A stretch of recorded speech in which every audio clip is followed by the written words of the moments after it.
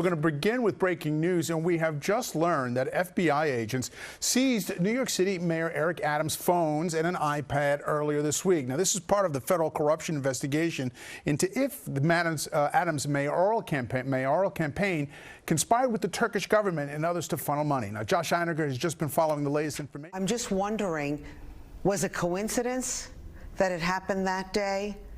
Or do you think it was suspect? I can't speculate on things. We don't have the answer to so many questions. Yeah, what's going on, y'all? Thank you for coming to my channel. My name is Wally, and you are now tuned into PBH TV. Hey, this the King of Melodies beat.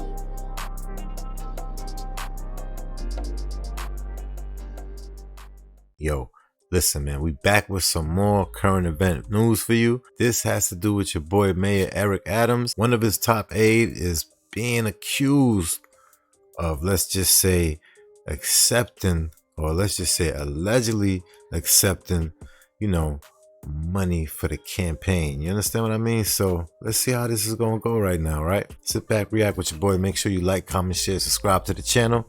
And yeah, man, I don't know. New York City has been in shambles ever since your boy stepped foot in office. You know what I mean? You don't believe me? You can go online yourself and do your own research. Watch this. Extra time. I'm Bill Ritter, and our top story tonight, federal agents raiding today the home of a top fundraiser and longtime confidant to New York City Mayor Adams. Agents searching the Crown Heights, Brooklyn home of Brianna Suggs. She's just 25 years old. When the raid started this morning, Mayor Adams was headed to Washington for a big meeting at the White House about migrants. And guess what? He made that quick U-turn and went right back. For what reason? Who knows? Only he knows that situation right there. Well, they're also accusing him of receiving funds from Turkey. And let's just say, guess what? He's not receiving anything for them implants. You know what I mean?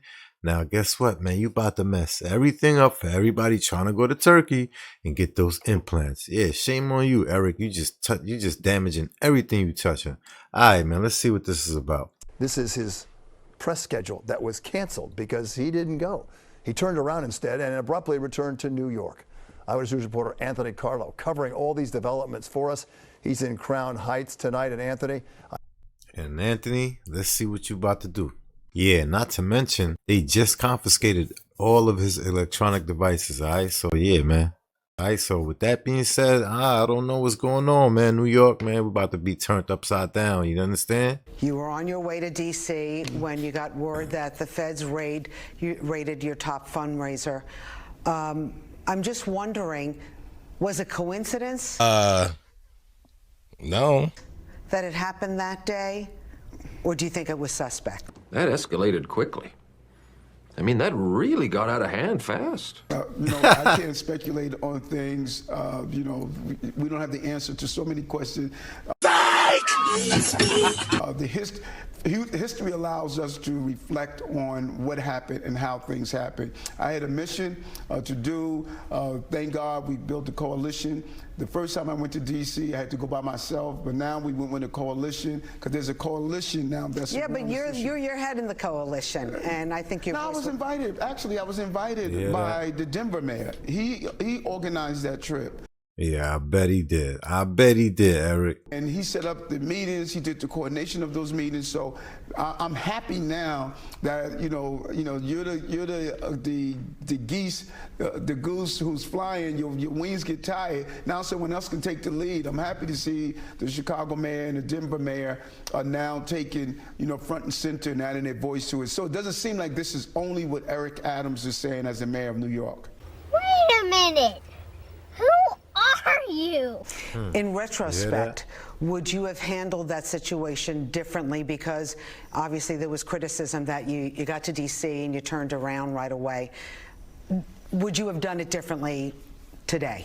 Everything he says is like a lie. It's terrible. No. My style of leadership is to be on the ground when things happen. I do it from everything from if there's a shooting, if there's a major fire. People say, well, let your fire commissioner handle that. No, I'm the mayor. People elected me as the mayor. Listen, I mean, just because you pull up, show up, and talk, that's not enough, man. We need change, baby, not rhetoric. You understand me? I had a young 25-year-old young lady who was an intern that I watch have a promising career as a fundraiser. Might have to drop a dime on them. And something emotionally devastating like this happened to her. I didn't communicate with her on that day, but I wanted to be back in the city. And this is the funny thing, because now they saying that they the ones who call the FBI on themselves because they felt something was suspicious. Hey, listen, proof is in the pudding. You let me know. Go in the comments. What's your thoughts? What you think? Like, what you think is going on, huh? Behind closed doors. To make sure that things were stable. When you have something impactful like that, that's an impactful experience to go through. And I want to be in the city. And that's just how I laid out. You know, people who have followed me for years know I'm a front and center type leader. And if we didn't have those two other mayors there, that would be a different situation. But we had the organizer of the trip that was there, and we had the mayor from the second largest city, Chicago, that was there, and so they were able to hold it down. I'm going to return to D.C. to continue to push this issue.